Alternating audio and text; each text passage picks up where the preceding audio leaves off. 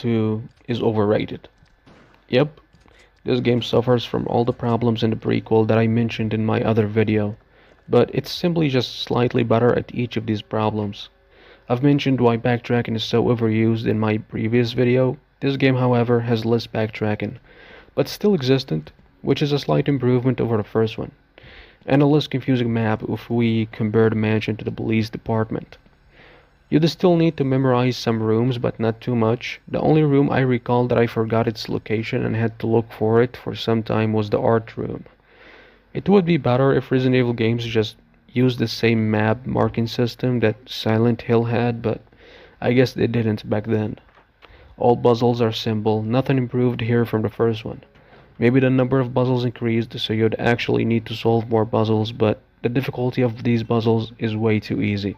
You could tell if you never failed a puzzle and always got them first try. I would still say it's an improvement over the first one. Enemies are better, lickers are cool, they're strong, they jump scare you. I've only known recently that they're blind, so if you don't run, they might not see you, which is cool. Bosses are maybe slightly better. I feel like they tried their best to work on it, but still pretty easy as long as you stock ammo and weapons as always. They added this crocodile boss that's kind of cinematic. That was their idea of changing up the base. Still not good. Big moth boss is an ass. Again, just the same formula. Shoot with everything you've got. Final boss is the best of all the bad bosses so far from both games, if that makes any sense. He's fast and strong. What I like about him is that you could dodge some attacks if you move correctly. What I don't like is that you don't have to. You simply die to the boss, respawn, get all big weapons and ammo and healing items from the box, get back to him, smoke him, and then it's no longer challenging.